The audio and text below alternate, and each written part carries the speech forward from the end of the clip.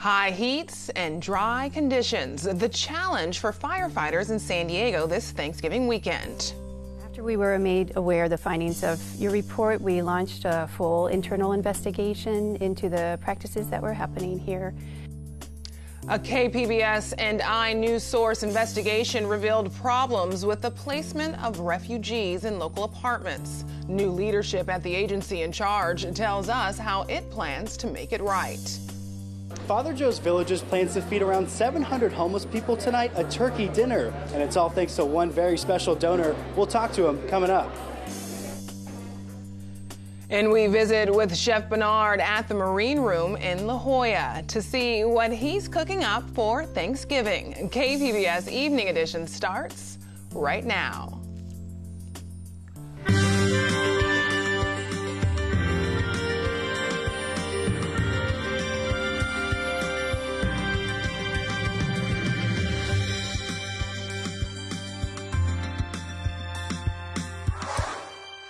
Good evening, and thanks for joining us. I'm Ebony Monet. 8 people are recovering and 3 others are missing after a Navy plane crashed into the Pacific near Japan. The Department of Defense says a C-2 Greyhound transport aircraft was carrying passengers and cargo from the USS Ronald Reagan. The aircraft carrier is conducting a series of training exercises with Japan's military. About 40 minutes after the crash, 8 people were rescued. They're in good condition. 3 others are missing. The Navy has not given any details about the cause of the crash. An update tonight about a deadly human smuggling incident near La Jolla. Now the Border Patrol says that wasn't the only attempt to enter the U.S. by boat. This is video from the La Jolla incident in which one man died and another was rescued. The Border Patrol says it arrested 13 people in Imperial Beach just a few hours later, early Sunday morning. The group consisted of men and women from Mexico. Earlier this year, a KPBS investigation uncovered problems with how a local resettlement agency found housing for some refugees, with several families placed in apartments that were too small under leases with inaccurate information. Some refugees were asked to leave by their landlords because of the problem.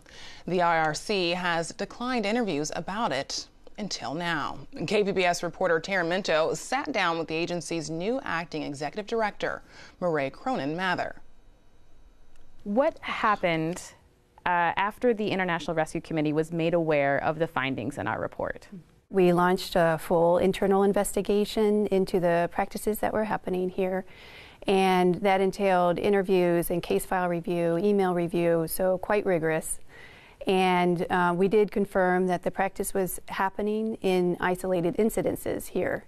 Of the 2,200 refugees that we had resettled in the last couple of years, we found that 24 families were impacted by this isolated practice. What is happening with them now? A few of the families did want to move their housing location, and so we supported them with that. The rest were happy where they were.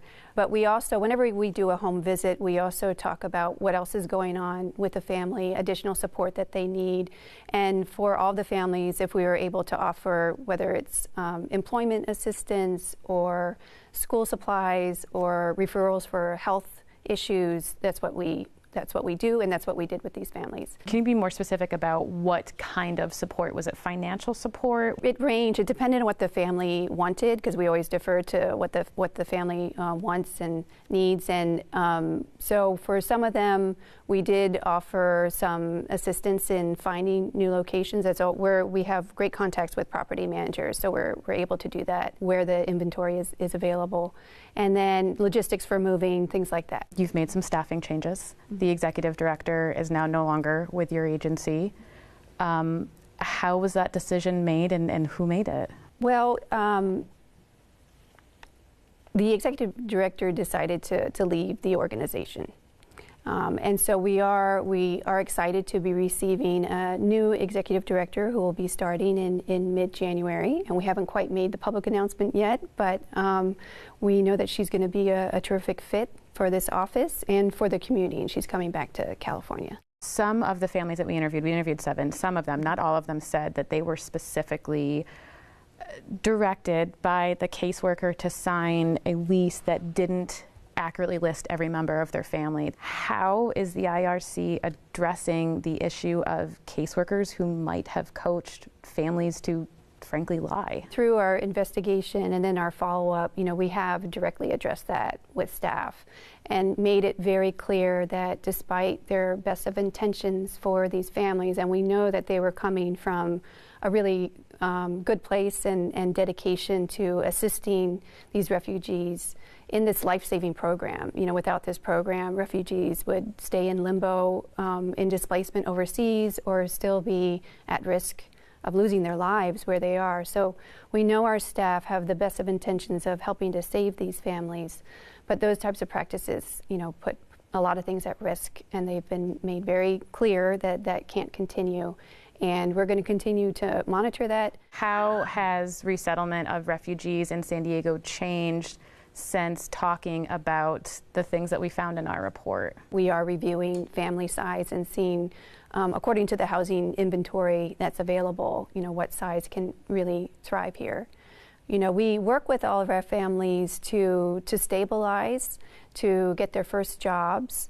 We have a wide range of programs. It's not just receiving them when they first come, but we work with refugees for up to 5 years and beyond, because the adaptation to their new environment, the language acquisition, the learning of new skills to be employed through jobs that will really provide for their families is all tough for refugees coming from different cultures and environments. And so we want to make sure that based on all of those opportunities that there are here for refugees, but we're also that it's the right fit in terms of the economic environment. Well, thank you very much for talking with us and being open. Thank you so much for having me. We appreciate it. That was KPBS reporter Taryn Minto talking with Murray Cronin-Mather, the acting executive director of the International Rescue Committee in San Diego. An abandoned Escondido country club destroyed just days after the city moved forward with a redevelopment plan. The clubhouse caught fire just before 5:30 this morning. Escondido firefighters say there was little they could do to save it. No word yet on the cause. The property was sat dormant for 5 years. Last week, the city council approved a plan to add nearly 400 homes to the property. That plan has faced opposition from people who live in the area. The hot, dry weather shattered several records across the county today and put firefighters on high alert. KPBS reporter Megan Bergs has more on this Thanksgiving heat wave and why fire crews have to remain vigilant into next week. The mercury passed 90 degrees at the base of Iron Mountain in Poway Wednesday. Meteorologists are warning those looking to get outdoors over the holiday weekend to take extra precautions. It's going to be very hot, unusually hot and dry, so you'll be dehydrated more quickly. So you have to bring a lot of water, and you also should wear some some good hiking shoes, hiking boots. And then if you do feel the first effects of some heat exhaustion, which would be some dizziness, that's the first sign. You really need to stop, find yourself some shade, or get back to your car, turn on the air conditioning, and get yourself cooled off before it gets worse. Temperatures are expected to remain in the 80s and 90s through the weekend. This is Thanksgiving Day. You can see that we're still under the very warm air mass. And we go into Saturday morning, the ridge starts to weaken. We'll start to see a little bit of cooling. By Monday, temperatures should be noticeably cooler, but the low humidity will stick around and light breezes could give way to Santa Ana conditions midweek. With this warm and dry air mass that we're underneath right now, the fuels in the mountains, the trees, the brush, are drying out. So there'll be a higher risk for, if an ignition starts, for the fire to spread rapidly. CAL FIRE says it hasn't yet dropped down to winter staffing levels. It will remain at peak staffing until temperatures are consistently cool and the region gets some rain. The Weather Service says this winter, even those cooler temperatures are expected to be higher than average.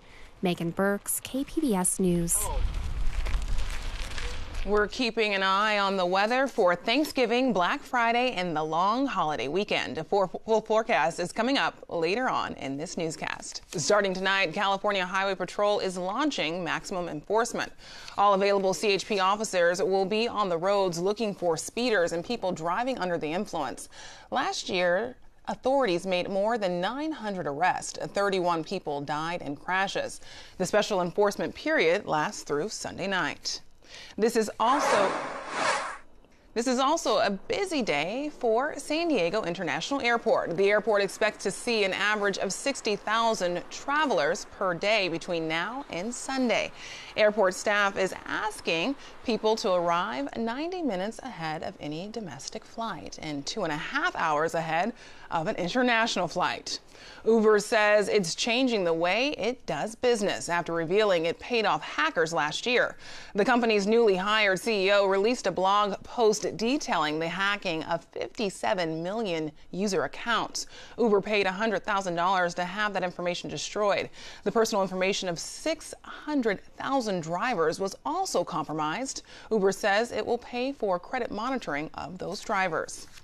A rash of sexual harassment claims and lack of transparency at the state capitol has female attorneys, staffers, and lobbyists and lawmakers fuming about how many of the top are remaining silent. As Sherry Gyro reports, they're urging the governor to speak up and take a stand. Claims of sexual misconduct continue to swirl at the state capitol. I don't know how you can deny it's a good old boys club if institutions and the culture has protected bad behavior. Governor Brown and State Attorney General Javier Becerra both have refused to comment after several women have come forward accusing Senator Tony Mendoza and Assemblyman Raul Bocanegra of sexual harassment. Historically, the institution has sought to protect itself and members. And I think that's one of the things that definitely has to change. There's so much fear and pressure upon staff in both houses to not come forward. Attorney Micah Liberty is representing several women who have claims against elected officials and other staff at the Capitol. This includes one female employee who says she was terminated for filing a complaint against Mendoza for sexual harassment. The law in California says you have whistleblower protection if you report to a governmental agency. The laws are there on the books.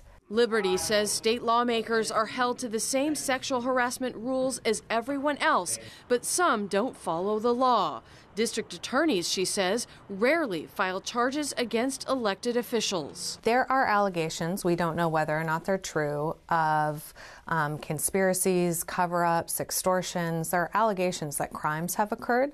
I would think that the Attorney General's office would be interested in looking into these allegations and getting to the bottom of whatever has happened in Sacramento. Blackmail, extortion, and cover-ups, they're all a violation of federal law. The FBI will not confirm or deny whether they're looking into allegations at the state capitol, but they say they would be interested in speaking to anyone who has information, and that the FBI is a safe place. No one that I know of has gone to the FBI at this point. They can't protect them always, and they can't keep their names secret. Things always get leaked. Also embroiled in the controversy is Senate Pro Tem Kevin DeLeon, who at the time of the sexual harassment complaints was living with Senator Mendoza. DeLeon has since moved out and claims he was not aware of any investigation. How could you not know? I mean, Mr. DeLeon is going to have to, answer to his own colleagues about if they find his story believable. I don't know whether or not that's true. If it is true, it reveals a very troubling flaw in the process. The Senate is also under fire for appointing the Secretary of the Senate, Daniel Alvarez, to a panel that will be looking into hiring an outside investigative team to handle new cases of sexual harassment. This when the Senate itself is involved with the entire controversy. Governmental entities have many immunities, but for the women who have come forward, sexual harassment is not part of the deal. And it's simply just not right. From the state capitol, this is Sherry Gyro reporting. After nearly 40 years in prison, a man convicted of a double murder will walk free. Governor Jerry Brown pardoned 70-year-old Craig Coley this afternoon. Modern DNA evidence now suggests Coley likely did not commit the crime. Coley was convicted of killing his girlfriend and her 4-year-old son in Simi Valley in 1978. The Simi Valley Police and the Ventura County District Attorney spoke out in support of his release. California's cap and trade program set a record this quarter, generating more than $800 million for the state. The climate change program requires businesses to obtain a state credit for each ton of pollution they emit. The results from this month's auction, released Tuesday, show businesses bought all of the available credits. It's the second sellout since lawmakers extended the program this year through 2030. The state uses funding from cap and trade for other clean energy programs and the high-speed rail project. I'm Judy Woodruff. Tonight on the NewsHour, Russia's President Putin declares an end to the war in Syria is in sight. Coming up at 7, right after Evening Edition on KPBS. Get ready for turkey, pie, and all the fixings. Hundreds of people are sitting down to a special Thanksgiving dinner tonight in San Diego. At the Joan Kroc Center, we find an army of volunteers from Father Joe's Villages and KPBS reporter Matt Hoffman. Hi, Matt. Hey, Ebony. Yeah, we're inside one of the kitchens down here at Father Joe's Villages where volunteers are busy handing out 700 turkey dinners. They did a lunch earlier, and by the end of the day, they expect to hand out 1,500 total meals. Now, Father Joe's is doing this all. It operates out of their downtown location, but this is all possible thanks to UFC fighter Danny Martinez. Danny, you've been doing this event for the last 3 years. What makes you want to keep doing this? It's something we must do, I believe, as an athlete in San Diego and the Chargers leaving San Diego. I believe that as an athlete, it's always been the place to give back to your community. And I've done it for the past 3 years. I've lived in San Diego for the past 7 years, but I've always thought of San Diego as a place to be. And it's something to do, man. You got to give back to your community no matter where you are. Right, so I know you mentioned that you weren't from here, but you said you always wanted to help out people who are less fortunate. So I guess what about San Diego is special to you? Well, I grew up with Junior Seau as my idol and Tony Gwynn. My father was born and raised in San Diego, so of course San Diego is big in my heart. And Junior Seau always kept it out there that giving back to your community was always the best thing to do. And Junior Seau was something like a big idol to me, so appreciating him and San Diego, I moved out here and followed the Chargers, and I still want to give back to the community no matter what. And it's just something I've had my whole life, is giving back to San Diego. Yeah, you talk about you getting back to San Diego here. You guys are feeding around 1,500 people expected tonight. So you supply the food, but you're also supplying the volunteers, right? Who are all these people here today? So these are families that I've met over the last 7 years. Like I said, these are the families that donate. I don't do anything. They do it all. Trust me. Like, they do everything. The donations. But these are the families that I've been involved with their own kids. Like, 7 years ago, I was teaching their kids mixed martial arts and going to their kids' schools and talking to them, and they noticed that, and they've grown attracted to it and the way that I carry myself and bring people together. And it's a beautiful thing when you got these 50 volunteers that I've met through the years of being in San Diego. And like I said, I'm not from here.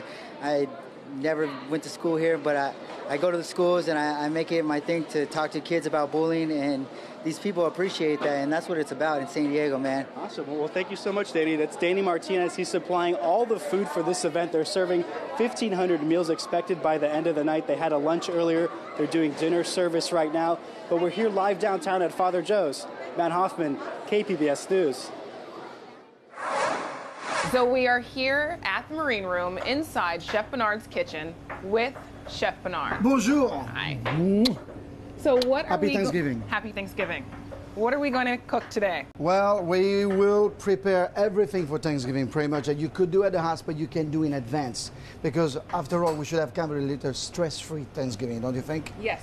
So the first thing that you want to do is you want to, in my opinion, brine your turkey. A lot of people don't do it, but I like it because it keeps the skin very crisp, gives nice flavor. So you have, as you can see, fresh herbs, peppercorn, oranges, garlic, salt, pepper, and what you want to do is you have to have the same amount of salt that you have of sugar that creates a brine. And then you can jazz it up with whatever liquid you want. But what I like is hard cider. So Julian hard cider, for example, is really, really awesome. So you brine it for about 24 hours, and then your turkey is ready for the massage in the oven. Our turkey has been cooking for about 2 hours now. Look at this. Look at the color. So the reason why it is nice and bronzed is because of the marinating in the brine because we brined it. And then I use butter. Look at that butter. So what you want to do is you want to baste every, I would say 20 minutes. And by basting every 20 minutes, it makes sure that that skin really stays nice and crisp and it does not dry. So this mashed potato is really awesome. So you have to use not those fancy potatoes. You can use only the russet potatoes. The russet has enough starches and it's really delicious with butter, again. And then we put some mascarpone. Yes, this is the day where we don't count calories. We want flavors, and that's what we'll be doing. So we just mix it together. And when you are cooking your mashed potato, remember, you have to cook your potato and you start them in cold water, no hot water. Otherwise the starch becomes really elastic. So you start with cold water. When it's when it's nice and tender, you strain them and you just process them and just finish it just this way right here. Look at that. Now, I'm going to teach you something which is really good. So stuffing. So let's talk about stuffing. Some people like the stuffing inside the bird and some outside the bird. I am the outside the bird kind of guy. You can put the mushroom first. Okay. Go ahead. The whole bowl? This. Yeah, the whole bowl. Okay. And a bit of oil. And we're just going to sear it. So we saute just a little bit like this. Voila. Onion over here.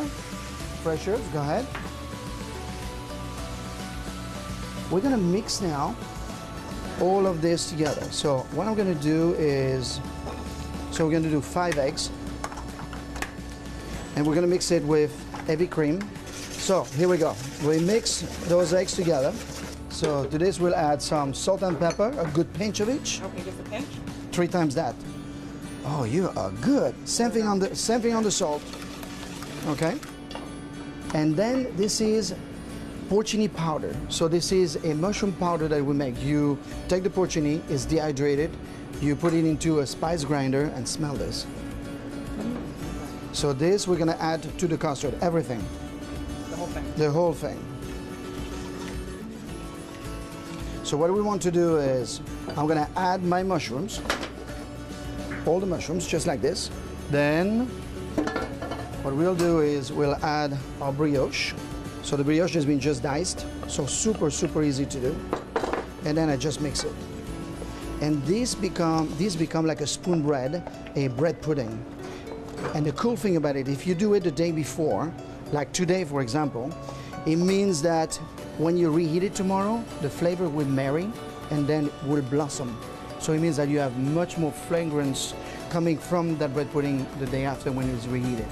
Oh, look at this, it is ready. Now this is what you want. You want caramelization, the bubbles over here, and all that beautiful fragrance, And you see it's not overcooked. You see you have a little bit of liquid still there, so it's gonna rest, and then you can reheat tomorrow.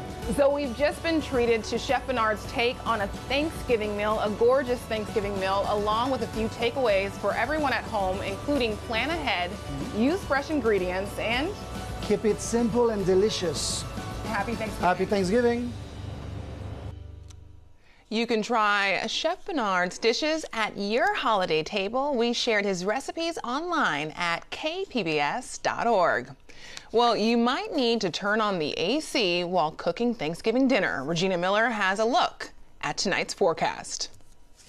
Well, we've had the dry conditions and the heat across Southern California. And as we take a look here and widen the view out, you can see we do have some rain starting to come in towards the San Francisco area and on northward. But across Southern California, it has been dry and we've got the heat in the forecast. Now for tonight, mainly clear, mild with an overnight low of 60 degrees in the metro areas. Into Oceanside, where we'll be at 51 degrees. We have just a few passing clouds there. Borrego Springs, 57. Mount Laguna is at 50 degrees. In Chula Vista, 59 for your overnight low. And we are talking about record challenging warmth here across the Southwest. We've got this area of high pressure in place, and it has an offshore flow, so even on out to the coast, it's very warm. In fact, in Oceanside, we're at 86 degrees. San Diego is at 85. Into Mount Laguna, 73 degrees. Chula Vista is at 84 degrees for your daytime high. Now, looking through the forecast period here for the coast, 86, partly sunny for Thanksgiving Day. So it is going to be a hot one. And then as we go into Friday here on the coast, we'll see a partly sunny sky, warm but not as hot. 79 degrees, mostly sunny and nice for Saturday, 75 also on Sunday, and then we're back down to 70 on Monday. On Thursday, inland location getting very hot, 94 degrees. So we're talking about record-breaking heat, 89 degrees on Friday with a partly sunny sky. Still warm, but not as hot on Saturday and Sunday. On Thursday, in the mountain areas for your Thanksgiving, 73 degrees, partly sunny and warm. We'll be at 74 on Friday, and then we cool things down by the end of the weekend with temperatures dropping back through the 60s. On Friday here in the desert locations, we're still going to be at 90 degrees, so we're keeping the heat around. 87 on Saturday, mostly sunny and warm. Loads of sunshine and warm on Sunday, and 78, not as warm by the time we get to next week. I'm Regina Miller, KPBS News. You can find tonight's stories on our website, kpbs.org/evening edition. Thanks for joining us. Have a great night.